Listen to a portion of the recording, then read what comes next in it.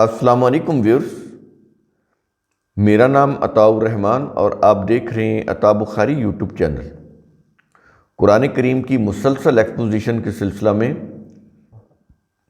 آج ہم سورہ النساء کی آیت نمبر 28 کی ایکسپوزیشن کریں گے۔ اس آیت کے اندر انسانوں کی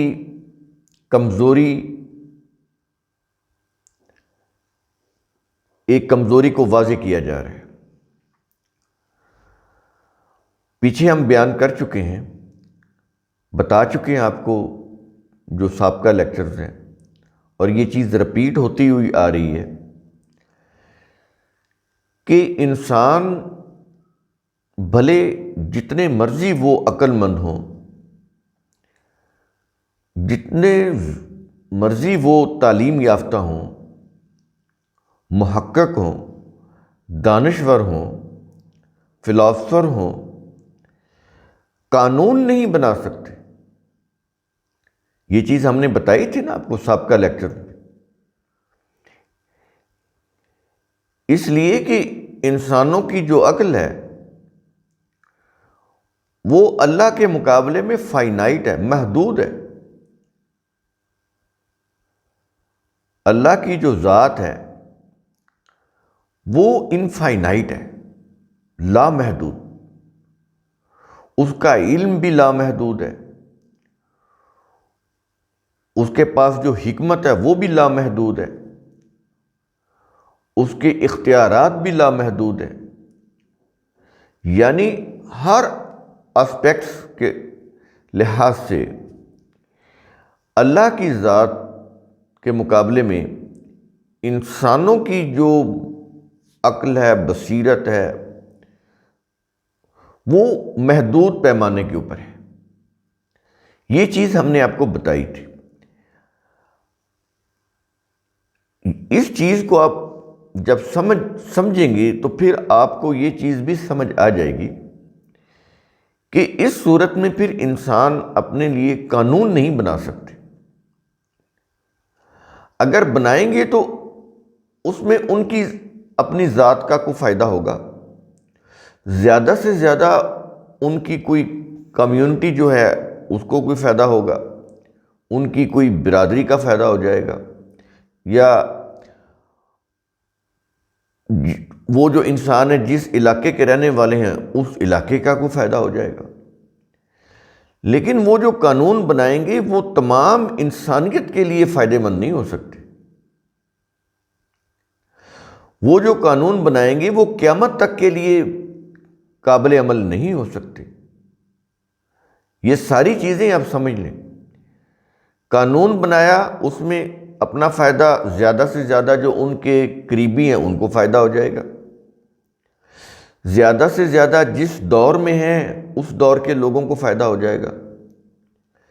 لیکن وہ قوانین فار ایور تمام انسانیت کے لیے فائدہ مند نہیں ہو سکتے۔ یہاں پر آ کر انسانی عقل عاجز ہے، بے بس ہے، قانون نہیں بنا سکتی۔ اس لیے اللہ تعالیٰ نے اپنی یہ جو مخلوق ہے، تمام انسان اللہ کی مخلوق ہیں، ان کی بہتری کے لیے خود قانون بنا کر دیے ہیں۔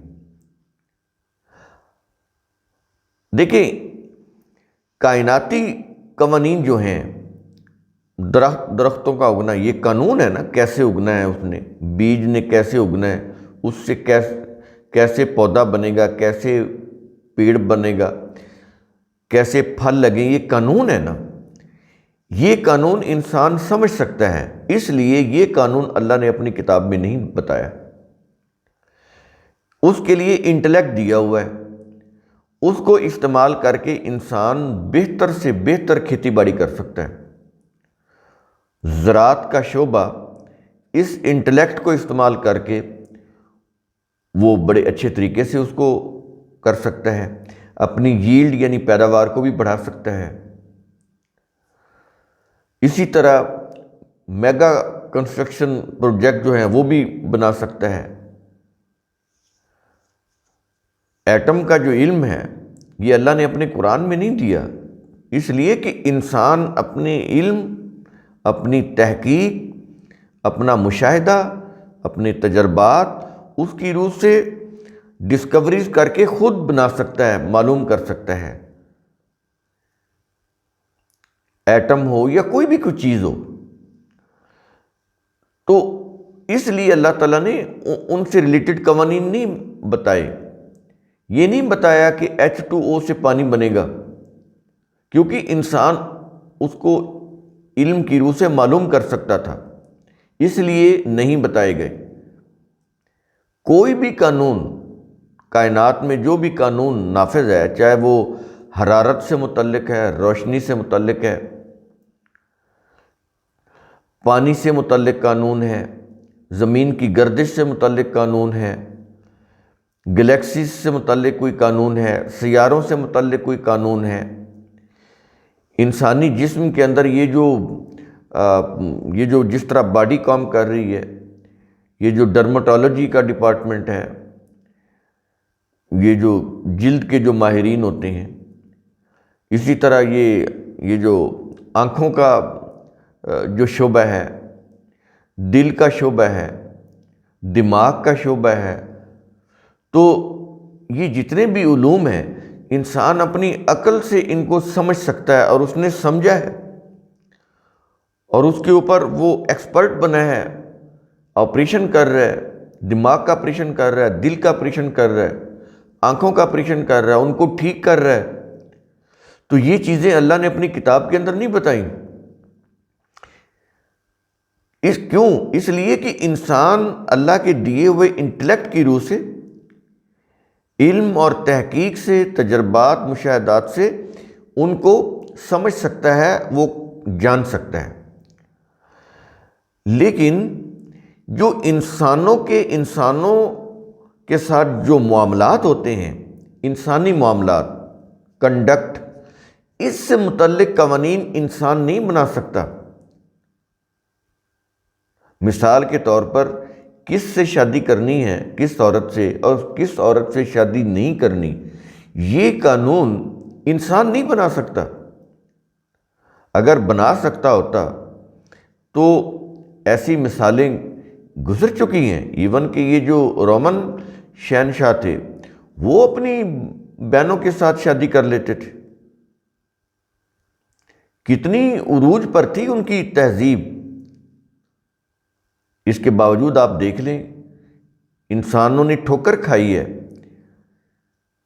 تو یہ جو انسانوں کے ساتھ، انسانوں کے جو معاملات ہیں، یعنی انسانی امور، ہیومن میٹرز، ہیومن کنڈکٹ، اس سے متعلق قانون، ضابطۂ اخلاق انسان نہیں بنا سکتا۔ حکومت کیسے کرنی ہے، ریاست کیسے چلانی ہے، عدالت کے کیا قانون ہونے چاہیے، نہیں بنا سکتا انسان۔ یہ انسانی معاملات ہیں نا، نہیں بنا سکتا۔ اس کے لیے اللہ نے اپنی کتاب کے اندر قوانین دی ہیں۔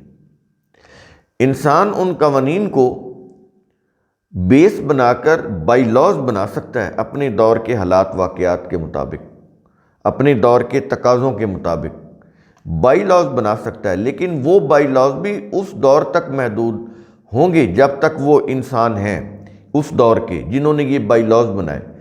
جب وہ اس دنیا سے چلے گئے، آگے نئی نسل آ گئی، تو علم، تہذیب، تمدن، تحقیق ترقی کرنے سے وہ جو تبدیلیاں ہوتی ہیں، وہ جو تقاضے، وہ جو نیڈز اینڈ وانٹس میں تبدیلیاں آتی ہیں، تو وہ پھر بائی لاز بھی بدل جاتے ہیں۔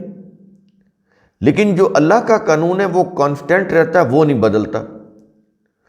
یہ بنیادی تمہید آپ سمجھ لیں، اس آیت کو سمجھنے کے لیے آپ کو بہت کام آئے گی۔ صرف اسی آیت کو نہیں، پورے قرآن کو سمجھنے کے لیے یہ جو کانسیپٹ میں نے آپ کو بتایا ہے، اس کو آپ اچھی طرح سے سمجھ بھی لیں، ذہن نشین بھی کر لیں۔ اب ہم شروع کرتے ہیں اس آیت کو۔ اب یہ چیز اگر آپ نے سمجھی ہے تو اب آپ اس کو سمجھ سکیں گے، ورنہ یہ آیت جو ہے، اس کی جو مفہوم ہے، سمجھنا پھر مشکل ہو جائے گا۔ کہا یہ جا رہا ہے یرید اللہ، اللہ ارادہ کرتا ہے، یعنی اللہ چاہتا ہے. کیا مطلب؟ اللہ کا قانون چاہتا ہے. کیا چاہتا ہے اللہ کا قانون؟ آگے بتایا جا رہا ہے ان یخفف عنکم، یہ کہ اپنے قوانین و ضوابط دے کر تم سے بوجھ ہلکا کر دے. ان یخفف، خفیف کر دے، ہلکا کر دے. کیا؟ بوجھ. انسانوں کے اوپر جو بوجھ ہے وہ ہلکا کر دے، کم کر دے. کس کے ذریعے سے؟ اللہ کے قوانین کے ذریعے سے. جو اللہ نے قوانین اپنی کتاب کے اندر دیے ہیں وہ دے کر انسانوں کے اوپر بوجھ کو ہلکا کر دیا گیا ہے. بوجھ کیا ہے؟ بوجھ یہ ہے کہ انسانوں کے ساتھ، انسانوں کے جو معاملات ہیں اس سے متعلق قوانین، ضابطے، اصول کیا ہیں، یہ انسان معلوم نہیں کر سکتا، اس لیے یہ بہت بڑا بوجھ ہے. اس بوجھ کو ہلکا کیسے کیا گیا؟ کتاب دے کر. اللہ نے اپنی کتاب کے اندر قوانین دیے،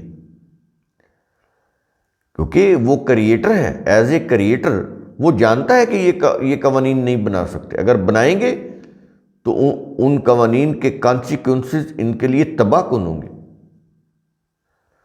اس لیے انسانوں کو پیدا کر کے آزاد نہیں چھوڑا گیا، بلکہ قوانین دیے گئے اور کہا گیا کہ جو اقوام ان قوانین کی پابندی کریں گی وہ ترقی کر کے آگے بڑھ جائیں گے. یہ چیز ہے اس آیت کے اندر.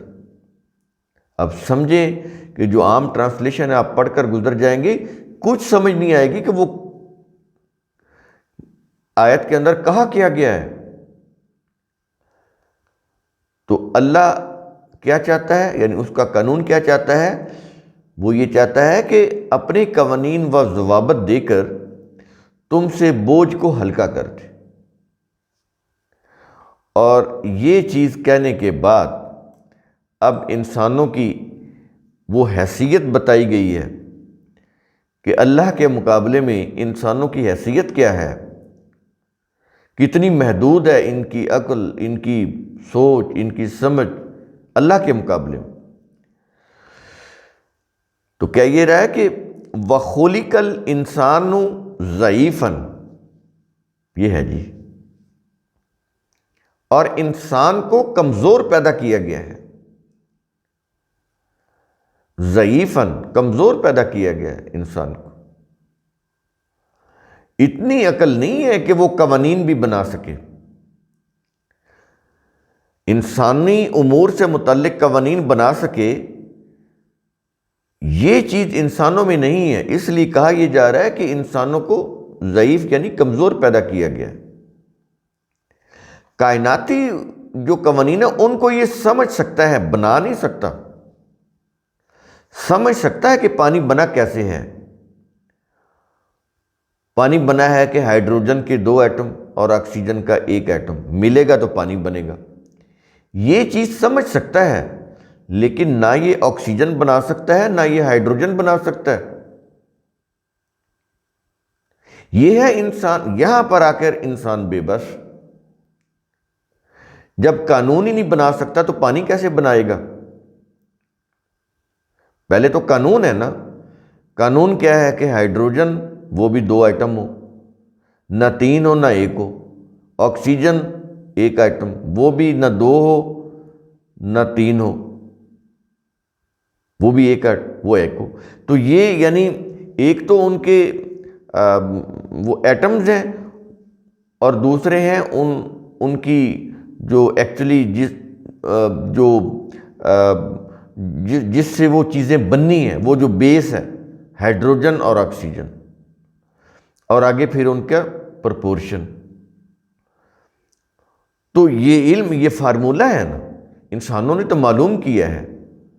تو جس نے پانی بنایا ہے اس نے ہائیڈروجن بھی بنایا اور اس نے آکسیجن بھی بنایا، اور اس کو یہ بھی علم ہے کہ ہائیڈروجن کے 2 ایٹم اور آکسیجن کا 1 ایٹم، یہ اس کو بنانا ہے، ملانا ہے تو پھر پانی بننا ہے. یہ انسان نہیں کر سکتا۔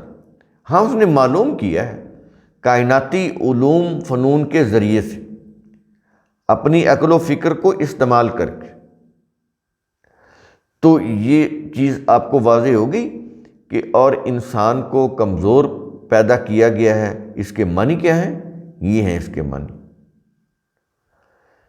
انسانی امور کے متعلق انسان قانون نہیں بنا سکتا، ہاں ان کو بیس کر کے ان سے بائی لاز بنائے گا، وہ بھی اپنے زمانے کے حالات واقعات کے مطابق۔ جب یہ لوگ گزر جائیں گے، یہ زمانہ گزر جائے گا، آگے نئی قوم آئے گی، نئے لوگ آئیں گے، نیا زمانہ آئے گا، تو یہ بائی لاز بھی بدل جائیں گے۔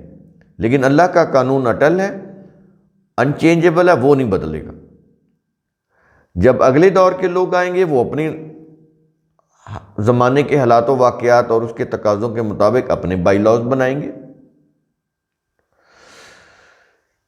یہ بڑی اہم پوائنٹ ہے، اس کو آپ نے غور سے سمجھ لینا ہے۔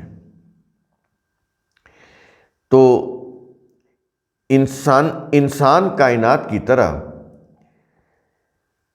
یہ جو انسان ہے کائنات کی طرح انسانی زندگی گزارنے سے متعلق قانون نہیں بنا سکتے، اس کو آپ نے اچھی طرح سے سمجھ لینا ہے۔ جب یہ چیز سمجھ آ جائے گی تو بہت ساری قرآن کریم کی یہ جو آیات ہیں اس سے ریلیٹڈ، وہ آپ کو سمجھ آ جائیں گی۔ قانون سازی صرف اسی کے پاس، وہ اس کا قانون بدلتا نہیں ہے، وہ کائنات سے ریلیٹڈ ہو یا انسانوں سے متعلق ہو۔ مثال کے طور پر اس کا قانون ہے کہ سچ جو ہے یہ حق ہوتا ہے اور ہمیشہ سچ کو ہی کامیابی ملتی ہے، یہ قانون ہے۔ کوئی زمانہ ہو، کوئی دور ہو، کوئی بھی قوم ہو، کوئی بھی نسل ہو، کوئی بھی خطہ ہو، یہی قانون ہے۔ کبھی ایسا نہیں ہوگا کہ جھوٹ سے عافیت مل جائے، کامیابی مل جائے گی، نہیں۔ وقتی طور پر ہو سکتا ہے فائدہ ہو جائے، ان دی لانگ رن نہیں۔ ایکچولی تو اینڈ ریزلٹ دیکھنا ہوتا ہے نا کہ وہ کیا ہوا ہے۔ اینڈ ریزلٹ حق جو ہوتا ہے، جو سچ ہوتا ہے اسی کا بہتر ہوتا ہے، اور جو ناحق ہوتا ہے، جو باطل ہوتا ہے، اینڈ ریزلٹ اس کا برا ہوتا ہے۔ شروع میں بھلے فائدہ بھی ہو، ایسے جو سچ ہے شروع میں ہو سکتا ہے اس سے کوئی نقصان بھی ہو سکتا ہے، کیونکہ معاشرے کے اندر انسانوں نے جو نظام بنائے ہوتے ہیں وہ باطل پر مبنی ہوتے ہیں، اس میں سچ بولنے سے نقصان بھی ہو جاتا ہے، ہو سکتا ہے، لیکن ان دی لانگ رن فائدہ ہوتا ہے۔ دنیا میں کسی قوم کے پاس چلے جائیں، کہیں کسی سے بات کر لیں، کوئی آپ کو یہ نہیں کہے گا کہ جھوٹ بولنے سے ہمیشہ کے لیے فائدہ ہوتا ہے، ہمیشہ کے لیے نقصان ہوتا ہے، وقتی طور پر کوئی فائدہ ہو سکتا ہے۔ تو یہ یونیورسل ٹروتھ ہے، یہ اللہ کے لا ہیں۔ یہ میں نے آپ کو ایک مثال دی ہے ایک چھوٹی سی، انسانی امور جتنے بھی ہیں اسی طرح ہی اللہ کا قانون کار فرمایا ہے۔ تو قرآن کریم کا اصول ثم تفکروا، اس کی روح سے آپ خود بھی سوچا کریں، سمجھا کریں، غور و فکر کیا کریں۔ شکریہ۔